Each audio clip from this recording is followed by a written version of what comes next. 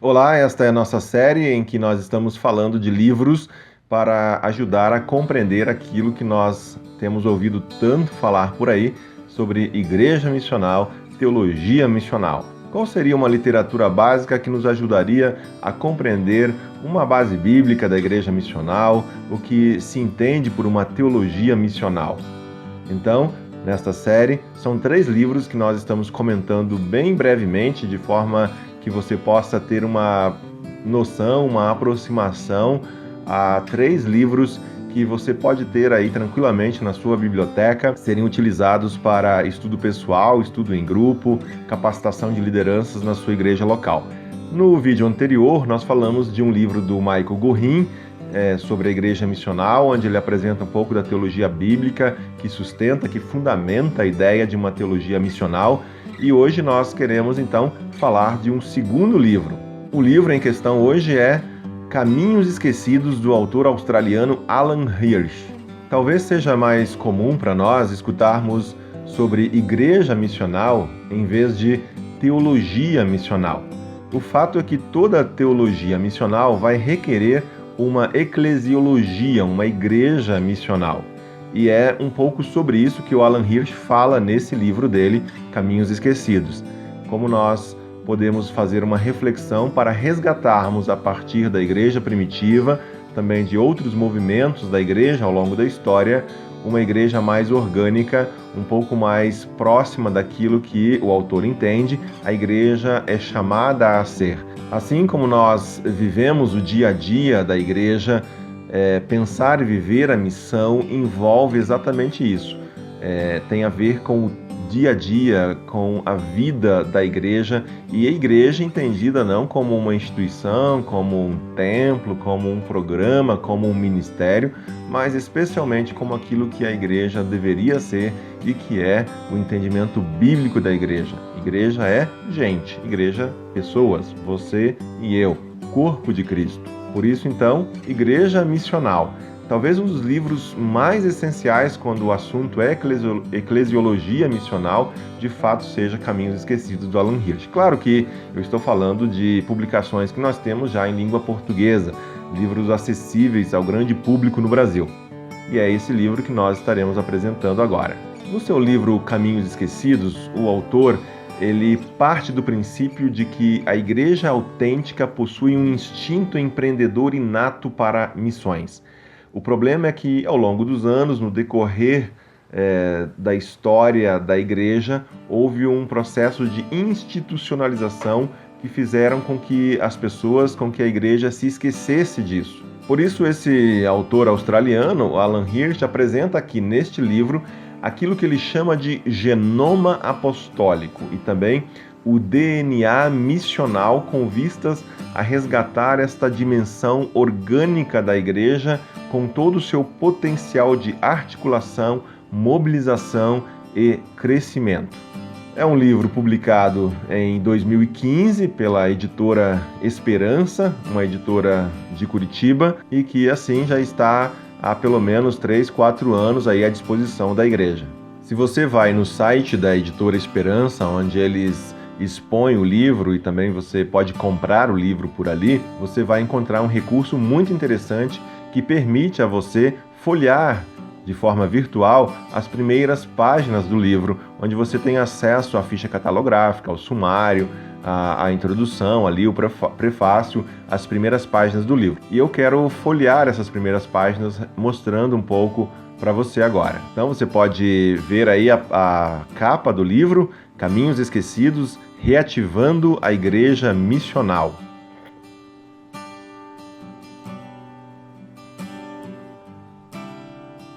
Então tá ali, Curitiba, 2015, a ficha catalográfica. Temos aqui algumas citações, algumas frases que pessoas disseram recomendando então este livro.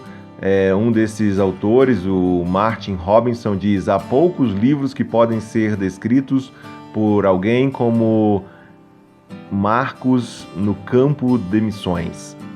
Este é um desses livros. Trata-se de uma leitura essencial para todos os que estão lutando contra o principal problema relacionado ao que a igreja pode e deve se tornar. Agradecimentos. Aqui então nós temos início ao sumário do livro. Numa primeira parte, o autor ele vai falar mais de uma experiência mais pessoal dele, contando sobre a experiência dele mesmo com o processo de plantação de uma igreja no centro urbano nos nossos dias. E depois, então, especialmente nessa seção 2, uma jornada ao cerne do genoma apostólico, é onde ele vai apresentar aquilo que ele entende como essencial e que a igreja precisaria resgatar para passar desse paradigma institucional em que a igreja se envolveu, para então se aproximar novamente, para despertar novamente para essa questão muito mais orgânica da igreja. Então ele começa falando do cerne de tudo, que é Jesus, né? Jesus é Senhor. Ele entende que essa afirmação é onde tudo começa. Você começa a revitalizar uma igreja com pessoas cristãs, depois num 4º capítulo sobre discipulado, depois no 5º capítulo sobre missão, impulso missional encarnacional. Ele vai falar no capítulo 6 sobre a importância de um ambiente apostólico, onde a ideia é uma aproximação novamente àquilo que eram os dons espirituais derramados sobre a igreja, lá na igreja primitiva, e que é preciso reenfatizar novamente, resgatar para a igreja nos nossos dias. No capítulo 7, ele fala de sistemas orgânicos. Exatamente aqui ele vai falar da importância de a igreja se organizar novamente em sistemas, numa organização simples e não numa estrutura institucional pesada, difícil de manter e que muitas vezes requer toda a energia, todos os recursos da igreja, enquanto que aquilo que é central, a missão, fica em segundo plano, quando não esquecido. E, finalmente, a Comunitas, não comunidade, né? Assim que ele intitula esse capítulo 8, onde ele basicamente vai falar da importância da solidariedade da igreja que se preocupa, de fato, com o mundo à sua volta, uma igreja que precisa ser constantemente desafiada, onde as pessoas da comunidade precisam, da igreja local, precisam ser desafiadas a esse olhar para fora, onde elas possam viver a comunhão de uma forma muito mais ativa em prol uns dos outros e em prol do mundo. Prefácio, você vai encontrar uma palavra do Leonard Sweet, e eu gostaria de ler a última parte desse prefácio, que é bastante desafiadora para nós, nos leva realmente a querer conhecer um pouco o livro. Olha o que ele diz lá na última frase do prefácio dele. Há alguns livros bons o bastante para serem lidos até o final. Há apenas alguns livros bons o bastante para serem lidos até o final dos tempos. Caminhos Esquecidos é um deles. Bom, quando você lê uma frase dessas, no mínimo você fica curioso sobre o livro e vai querer dar uma olhada. Então, como eu disse, ele faz uma primeira sessão, uma introdução no livro, falando mais da experiência pessoal dele, como ele chegou às conclusões que ele vai apresentar a seguir. O Alan Hirsch gosta também de mostrar, de apresentar no começo de cada capítulo uma frase impactante, desafiadora, motivadora do tema que ele vai tratar no capítulo seguinte. E eu folheei aqui para a página 31, onde aparece essa imagem que visa exatamente destacar aquilo que ele chama de genoma apostólico e o DNA missional. Então você tem ali no centro, Jesus é Senhor, essa declaração.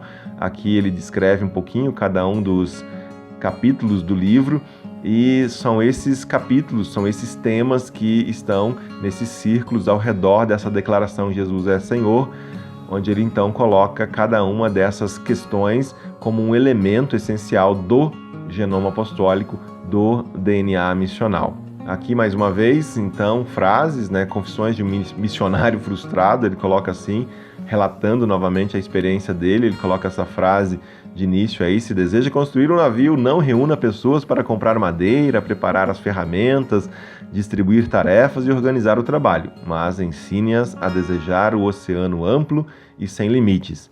Essa ideia, então, de inspirar as pessoas, a importância de uma liderança que saiba, de fato, agregar e inspirar. Então, esse é o livro, a contracapa aqui, Caminhos Esquecidos. Você pode dar uma olhada, ler um pouquinho dessas primeiras páginas lá no site da editora Esperança. Hirsch, portanto, nesse livro, ele defende uma mudança fundamental em nossos pensamentos, percepções e valores, em especial no modo como se relacionam com a nossa visão sobre a igreja e a missão. Pois somente assim, entende o autor, é possível resgatar aquilo que ele chama do genoma apostólico, resgatar uma eclesiologia missional que consiste em compreender a igreja a partir dos primeiros movimentos cristãos, a igreja como moldada por Jesus e sua missão. Uma coisa que ele coloca como desafio desde o princípio ali é olhar para movimentos da igreja ao longo da história e como essa igreja cresceu, como ela se multiplicava. Por exemplo, quantos cristãos existiam em torno do ano 100 depois de Cristo? Você saberia responder? Acredita-se que a igreja, ali por volta do ano 100 depois de Cristo, era em torno de 25 mil pessoas. E você sabe agora quantos cristãos já eram contados por volta do ano 310 depois de Cristo? Nós estamos falando de pouco mais de 200 anos depois. 100 anos, 25 mil. E lá por volta do ano 310, quantos cristãos você acha que tinham? Acredita-se, muitos historiadores da igreja que pesquisam a história da igreja confirmam essa informação, de que por volta do ano 300 depois de Cristo, os cristãos já eram em torno de 20 milhões. Vejam que crescimento exponencial, vejam que coisa incrível. Em torno de 200 anos foram suficientes para levar um pequeno grupo de 25 mil pessoas a cerca de 20 milhões de cristãos. Como a igreja fez isso? Como isso foi possível? Como a igreja passou de ser um punhado de gente para tornar-se a força religiosa mais significativa do Império Romano em apenas 2 séculos? Foi tentando se aprofundar nisso, foi pesquisando a respeito disso, que Alan Hirsch chegou àquilo que ele apresenta nesse livro como o genoma apostólico. Hirsch destaca que houve na história recente da igreja outros movimentos que também apresentaram um crescimento parecido com aquele experimentado e vivido pela igreja primitiva lá no princípio. Hirsch apresenta, por exemplo, a experiência de John Wesley e os avivamentos que aconteceram a partir da Inglaterra e se espalharam também nos Estados Unidos lá no século XVIII. Hirsch lembra ainda a China soviética, do século XX, que passou de 2 para mais de 80 milhões de cristãos em poucos anos, em poucas décadas. E, claro, ele lembra ainda o pentecostalismo do século XX.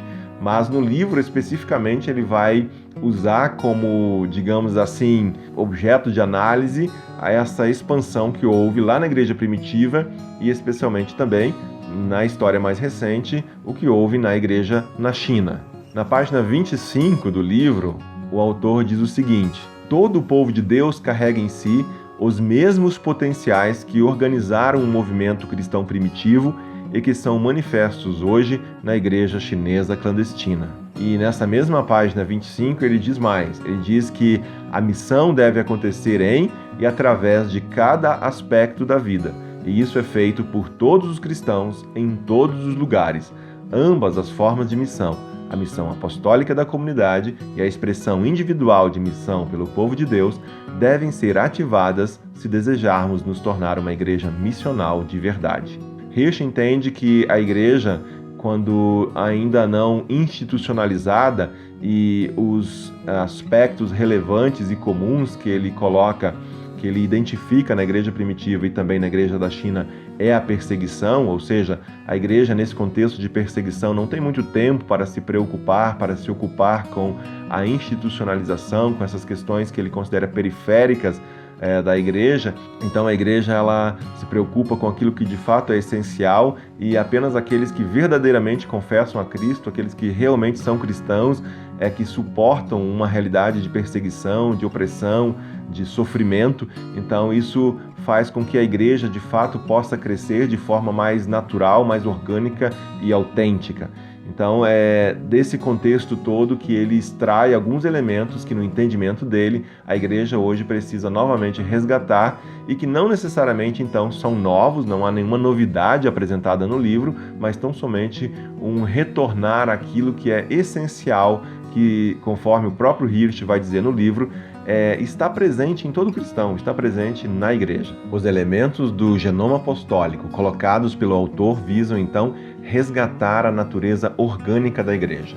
Hirsch defende claramente que o paradigma institucional que a igreja foi assumindo ao longo da história levou a maioria dos cristãos ocidentais a se esquecerem do potencial latente em todo cristão, em toda a igreja. Partindo aí para uma citação já mais no final do livro, o autor diz que nosso objetivo como povo não é estabelecer, preservar ou aumentar uma instituição ao longo do seu ciclo de vida, mas estender a missão de Deus para o mundo. Assim, diante do desafio da revitalização de igrejas, não adiantaria somente reestruturar uma organização e deixar o seu sistema de crenças, aquilo que é mais fundamental, aquilo que é mais essencial, inalterado. Então, a ideia, a defesa que Hirsch faz é de que é preciso mexer na essência daquilo que as pessoas creem enquanto igreja, para que aquilo que então virá a expressar essa igreja no mundo possa também ser restaurado, possa ser trazido novamente aquilo que é o propósito original, essencial do ser igreja. Nas palavras do próprio Hirsch, lá na página 275, exceto se o paradigma no centro da cultura seja modificado, não haverá mudança duradoura. Para terminar, então, uma última frase, uma última citação do livro que eu apresento nesse vídeo está na página 277, onde o autor conclui mais ou menos o seguinte: precisamos recontar a história da igreja e da missão à luz da perspectiva dos sistemas orgânicos vivos, se quisermos evoluir para uma igreja genuinamente missionária. Fica aqui então a dica: estude, leia, adquira sim o livro Caminhos Esquecidos do Alan Hirsch. Vale muito a pena, um livro especial para você que é pastor, para você que é líder na igreja, para você que é um membro da igreja, que se preocupa com o tema da missão, com a relevância da sua igreja local frente à cultura na cidade onde você está. Leia, estude esse livro, porque eu tenho certeza absoluta vai acrescentar muito na sua formação, no seu jeito de entender e ser igreja com seus irmãos aí. Que Deus nos abençoe, sejamos todos nós uma bênção no mundo.